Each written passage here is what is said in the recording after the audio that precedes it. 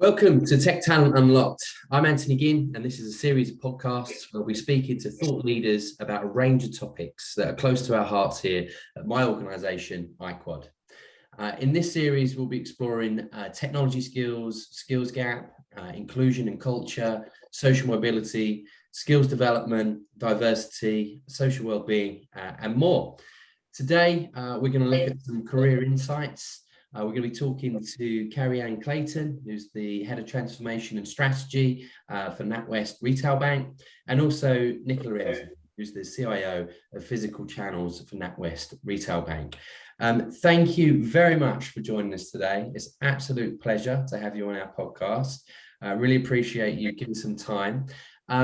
Before we jump into anything, I think it'd be great, Nicola, if we start with you, to just tell us a little bit more about what inspired you actually to pursue a career in technology, and was it something that came from a young age as such? It's a very interesting question actually, because it's young age and later on in life. So when I was younger, I always remember programming and coding, drawing lines and shapes and doing all those sorts of things. But I never really recognized what the power of technology was. So it didn't really kind of inspire me or interest me. So I then ended up doing a bit more arts and creativity, ended up doing a degree in economics and social history, and then joined the University of Birmingham to be a researcher. And I was looking at the use of routinely collected data for understanding the health outcomes of our general population. And all of a sudden, I got entered into a world of information systems, technology that the consultants were actually building.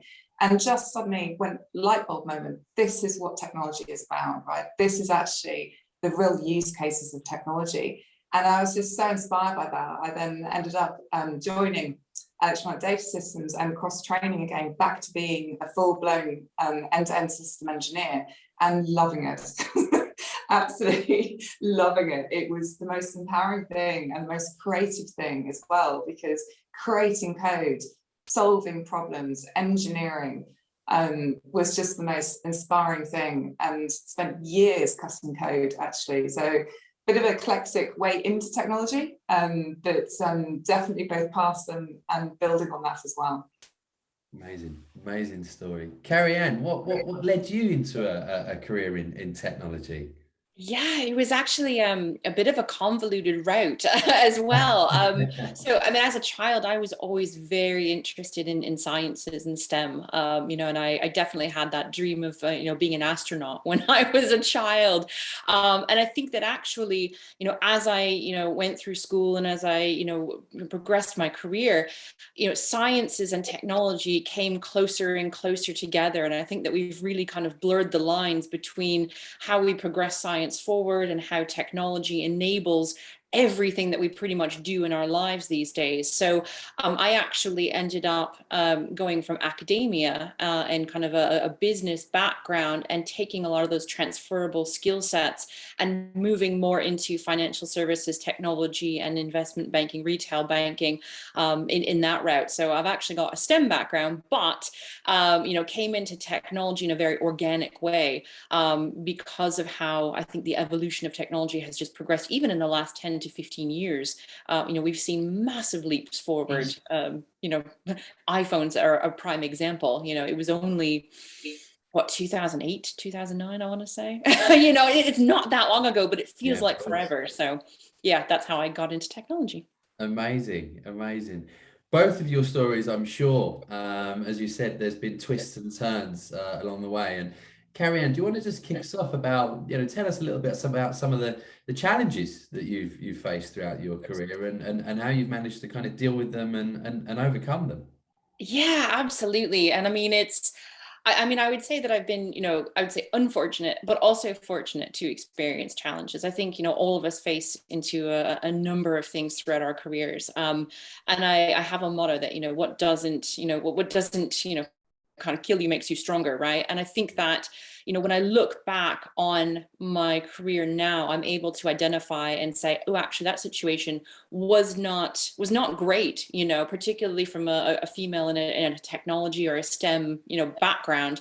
And now I can actually call those out and observe when they're happening for others and actually help others in those types of situations. Like many of our listeners, there are probably examples that might resonate here. So probably my top 3 challenges is, have been subjected to, harassment and bullying, in the workplace, not my current employer, obviously, it's very, very different. I just want to caveat that. But, where you meet, new senior leaders, and you get looked up and down, like, the only thing that you're valuable for is how you look, and it's a very, I would say, uncomfortable situation to be in, or coworkers feeling like they are able to, bully you and treat you very aggressively, because they don't feel like you're, at their level, so these are the types of challenges that throughout my early career, there have been, definite indications and situations where that has happened. Not being seen, not being heard, or having coworkers repeat back the same thing you just said. And that's incredibly frustrating because, we each have something to contribute around a table. And, that's really, I think, very disheartening. And just general representation, you're in a room full of, predominantly male coworkers or, male scientists or whatnot in a STEM background. So, I mean, how I've dealt with some of these challenges is, I would say it's probably patience, trying to understand what the undertones and the currency is as far as, navigating these kind of waters, and also, building my own network of other strong, empowered females to be able to bounce ideas off of and learn from their, experiences in their career. It hasn't always been smooth sailing. It has been, obviously challenging, but I think that we're always learning and we're always continuing to learn. And if I can then take my learnings and share that with the next generation coming up, we'll just continue to make the world a better and better place. And hopefully nobody else has to go through similar situations.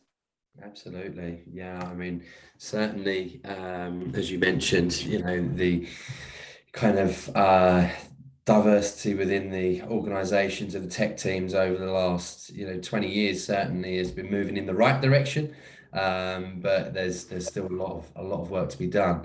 Nicola, I mean, from your perspective, I mean, I'm certain that you've had challenges as well, but another part to that as well is I suppose hindsight as well. And is there anything that you potentially would have done differently within your career as such that may have assisted you a little bit further, let's just say? Yeah, it's an interesting one, isn't it? Because I think when I was younger, I honestly thought that if you just worked really hard and you put your head down and you did everything brilliantly, you would naturally get promoted. You would naturally go through your career. You would find the different important, interesting things to do across an organisation.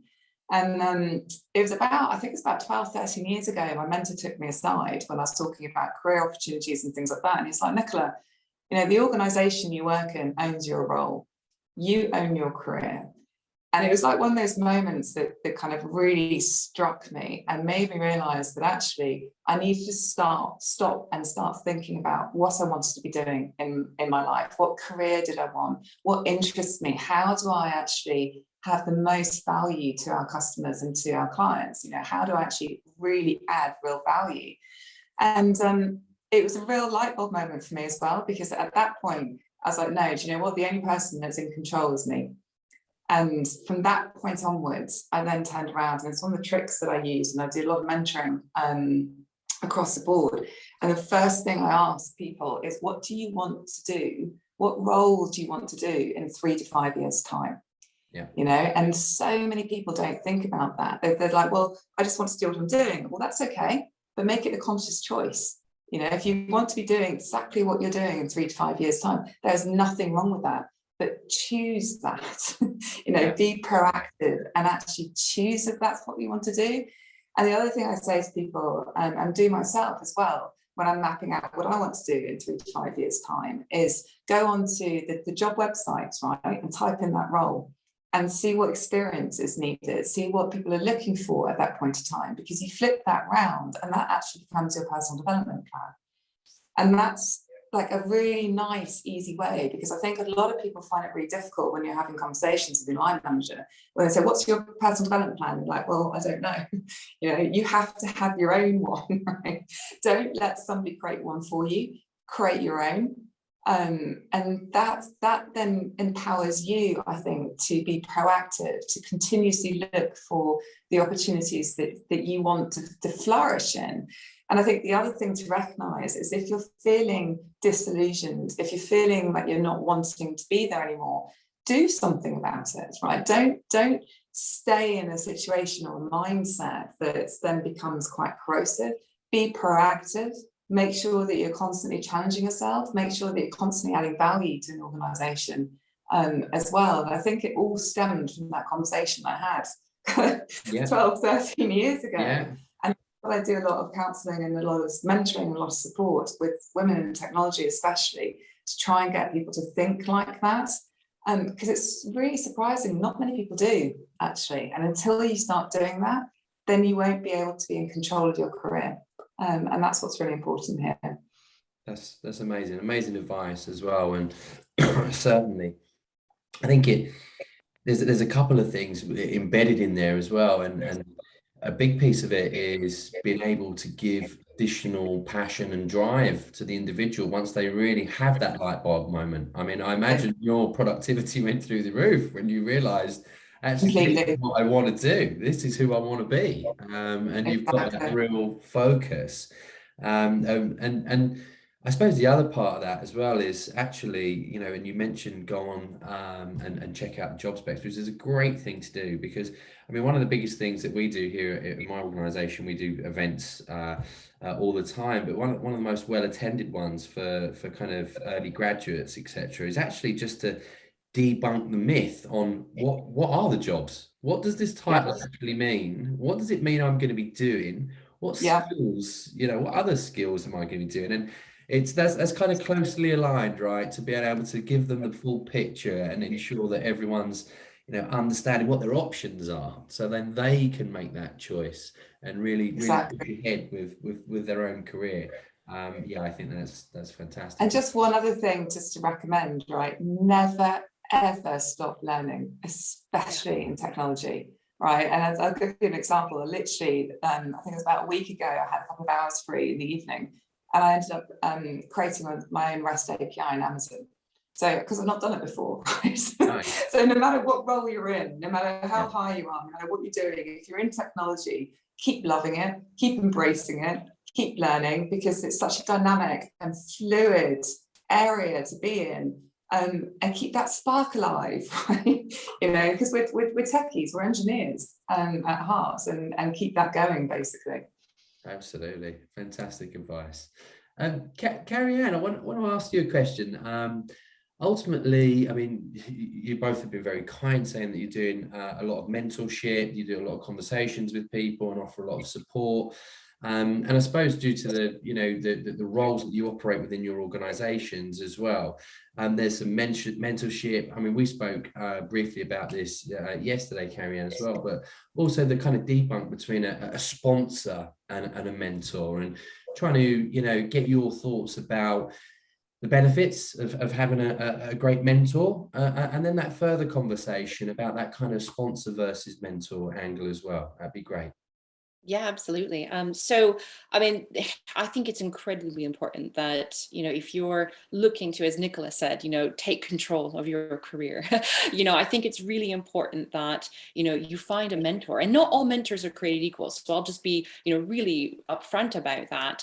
You know, a mentorship is very much like a relationship, or a really, you know, kind of deep friendship that you evolve over time. So when you're looking for a mentor, you know, agree to do a 2 or 3 mentor session and kind of, you know, feel each other out to make sure that it's going to work for you, because really a mentor is going to help guide, provide advice, create psychological safety in that relationship, so they can have some really frank conversations back and forth with you, and you can have frank conversations with them, because it's really about trying to develop and, you know, push you, and maybe even, you know, hold up the truth mirror sometimes, you know, if there's something that needs to fundamentally shift or change, because that's how we grow, right? We get put outside of our comfort zones to be able to, you know, grow and flourish and thrive.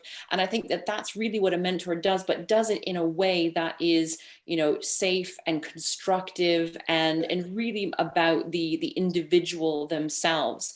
That is, I think, you know, the kind of the essence of mentorship, and in a nutshell. When we look at coaching slightly different. You know, coaching is usually very specific around a particular skill set or a particular situation. Mentors can coach, but not all coaches can mentor, if that makes sense. And there's a subtle nuance there, if I'm honest. And then sponsorship is even different beyond that. So, you know, after you've done a mentorship and after you've, you know, gone through that journey, if you will, when you're looking to take that next step up, you know, your mentor can help you, but a sponsor is somebody usually within your organization who's going to help get you that recognition, those opportunities. Somebody who can, when you're not in the room, have, you know, your name on the tip of their tongue to say, actually, so and so would be really great for this. And a sponsorship is usually a very short, sharp engagement, you know, to essentially get you into that next role or that next level or that next opportunity. And then the sponsorship is closed off. You know, sponsorships don't typically last longer than a couple of months while that, you know, is happening. Sponsorships are typically a little more difficult to obtain, and they usually come through a series of networks, and maybe it's a long-term mentorship that turns into a sponsorship. You know, there's a few ways to go about that, but really the sponsorship is all about promoting the individual into the next role. A mentorship is very much about the development of that individual and helping to grow them horizontally, vertically, three-dimensionally, you know, in all those different capacities. So I think all three are very important, you know, the coaching, the mentoring, and the sponsorship. But I think it depends on where you are in your career journey as to what you might be searching for and looking to employ. Amazing. Thank you very much. Nicola, I'm going to just switch it a little bit now. We're talking about the individuals. You know, obviously you both are working in a large organization with large teams, etc., and talking about the dynamics of the teams. Ultimately, you know, there's been I mentioned at the beginning of this, there's been a great push in terms of inclusion and diversity metrics throughout tech teams, you know, now and constantly going forwards. But, you know, I just wanted to kind of get your thoughts and as well yourself, Kari-Anne, about, you know, this push that we're making, the push to actually enhance some of the thought processes, the ways that we're bringing people into technology. And there was a piece that we mentioned about as well, which is, you know, having the tech teams, you know, right for today's society. And Nicola, I wonder if you'd like to be kind enough to expand on that for us. Yeah, no, happy to. And I think it's diversity and inclusion is just exactly what we need to be doing. We need to be representative of our population. You know, we need to have diverse and inclusive thought processes where people feel able to challenge and check and challenge the ideas and what's being created. And I think it's just, well, number one, it's just the right thing to do. Just let's get it out there, right? We need to have a diverse and inclusive culture across all organisations. And me personally, it's extremely important to fulfil that and make sure that that's happening. But then when you actually look at it from a technology perspective, if you don't have diversity of thought, you may actually start introducing I guess some form of bias and some of the unconscious bias and some of the code or some of the algorithms that we're actually creating, not on purpose, but if you have similar thoughts, processes, and similar views, then how do you get diversity of thought? How do you get that check and challenge within those teams that are actually creating those algorithms? And then how do you prevent, at some point in the future, those algorithms are actually impacting society because they are not enabling a loan to be given to a certain section of society because we haven't thought about that type of thing, and inherent bias has gone into some of the algorithms.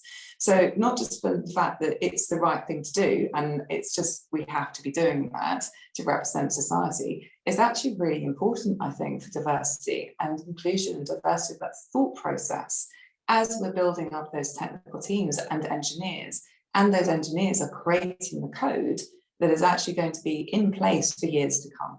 So I think there's various different dynamics or various different lenses you can look at. But it's really important to me, actually, to have that healthy, constructive challenge within teams that actually are united in trying to get something done for our customers and clients. Amazing. And I think if I can pick up on, I guess the other lens that I'm looking at is almost the future of technology, and creating the culture of representation. So, very, very strong point about, the algorithms and development now, but, we have 7 billion people on the planet, 50% are female, 50% are male. And actually, we have, large cohorts of individuals, people of the global majority that are not necessarily represented in our technology teams. And then the question asks, well, what about the future of technology and the future of, digitalization and whatnot? What are we doing and with respect to the impacts of the young up and coming generations looking at our workforce of today saying, I don't see myself in those roles, therefore that's not for me, So it's about the culture of the future and, the work that is now, and also the sustainability of diversity and inclusion for the future, and being able to, take action now for the greater good as well as the future. So that's kind of the lens I'm looking at it from as well. Absolutely. I mean, so there's building upon that is that we've now kind of gone from the inception, some of the mentorship guidance that we've discussed there, talking about, obviously the team structure and actually the technology benefits that you get from that, rather than just, it being actually the right thing, which we all agree. The secondary part of that, I mean, if we go back 10, 15 years ago, in fact, if we go back probably just a couple of years ago in some places before the pandemic, the physical workplace and structure of teams was very, very different. When we go back 10 years ago, it was extremely different. Obviously we've seen a lot of progress, which was forced upon us, really. I mean, if we think about it. What I want to talk about is what have we been doing in terms of you guys, have we been doing in this space to be able to, it's one thing to attract talent, to nurture talent, and that's what we've been talking about, but we also want to retain it. Absolutely, some of the pieces you've mentioned there about the mentorship piece is very important about that. But what are some of the easy pieces that you have been in and maybe implementing or just think is something that you've brought in over the last year or two that's really assisted your workforce as such? Kari-Anne, do you want to give us Yeah, absolutely. So, I mean, I think if I can just take a step back, I think that, particularly at NatWest, if I'm honest, it goes back to our purpose, and our CEO has been, very, very strong and very purpose-led in explaining how we are championing the potential of, not just our customers, but also our colleagues. And I think that having a purpose that is underlying and underpinning everything that you do is a really powerful narrative that lends itself to action. So, and then that in turn creates culture shifts, in how we look at leadership and management, and then the policies that then, kind of trickle down through the organization. And I think that, you're right. We have seen a massive shift in the last 18 months across the globe, not just at NatWest, with how we think about work and how we, are thinking about the workforce of the future. Talent retention is obviously a huge topic in the industry right now, not just in financial services, but cross sector as well, because the massive shift towards digitalization and the growth of e-commerce and everything that we've had to do in a post and in kind of pandemic world is really putting a demand on technical skills, and we are continuously seeing that whole Nicola said never stop learning. We almost almost are continuously learning and changing, where what was, really kind of hot and new and sexy, 2 years ago is now actually just old hat, and we've already moved on. So it's really about trying to retain that talent and making sure we've got skill sets for the future. I think that, when we look at consumers, we're really about, hyper personalization. But if we kind of flip that on its head, what about hyper personalization towards the colleague? So looking at what does that work-life balance look like, the connectivity, really individually working with all of our employees to say what's going to bring the best of yourself to work. And I think that that's probably one of the ways we can look at retaining talent is, not just meeting the base of Maslow's needs hierarchy, but really trying to go above and beyond as employers to say, we value you as an individual and what you're bringing to the table, whether that's, compressed hours or, shared working arrangements or whatever that looks like. I think that that's going to be the way forward for a lot of organizations to be retaining their talent. Absolutely. And I'm reasonably old, so I've been around a long time. But it is amazing that it's been a pandemic that's forced this way of thinking really upon us in a great way, because there was no reason that we couldn't have actually implemented this ourselves if we weren't a little bit kind of stronger about some of the thought processes. But I think the other problem is that we'd never really tried it. So we never really knew what the answers was going to be, about remote working, especially at the level, most organizations were nearly 100%. And ultimately, when an organization is working so well, it's not worth rolling those dice too soon as such. So I think for me personally, I think that's been an amazing thing that's actually come out of the pandemic, that we are able to trust our workforce more. And absolutely, everyone is an individual, and we need to to acknowledge that as such, and that kind of personalization of the relationship between the employer and the employee has got to be a benefit. Absolutely. Well, look, so we're talking about retaining talent. Let's go back to the beginning of the piece, which is, we're trying to retain talent because we want to keep great people and talent. But we all know there's also not really enough talent in tech, especially across the UK, especially across the US, for example. It's not just a UK piece. I see it all over the globe, everywhere I go. It has to be something. There has to be something not quite right with our current education system. Kari-Anne, have you got any thoughts of being a background in STEM yourself? Have you got any thoughts on that piece? Yeah, absolutely. And this could be a whole podcast into itself if we really unpicked it. So I have an 18-year-old daughter, and I've had the experience of working within the Canadian school system, which is where I'm from, the US school system, as well as the UK school system. She's just come through GCSEs and A levels. So I think probably the systemic thread that runs throughout all of these education systems is that we're teaching off of curriculums that are perhaps not moving at the pace that the real tech world is moving at. And I think that, we're I guess a little bit challenged in the sense of we see what's happening in the tech sectors, and you've got the teachers who are trying to keep up, bless them, they are definitely trying to keep up, and we see bits and pieces of optimism where they're teaching Python and they're teaching kind of basic coding. But when folks come out of university, we're noticing that there are gaps in kind of practical applications and what that means, and we're not necessarily getting all of our graduates who are able to kind of hit the ground running at the pace and speed at which business is moving. So I think that there's probably something that needs to fundamentally shift across the globe to really look at what it is that we need to achieve with education from a book perspective and education hands-on. There's lots of really great internships and grad programs, and that gives a flavor. But actually, should we be looking at more of, in technology, an apprentice scheme, where, we've got apprentice schemes, but they only last a few weeks.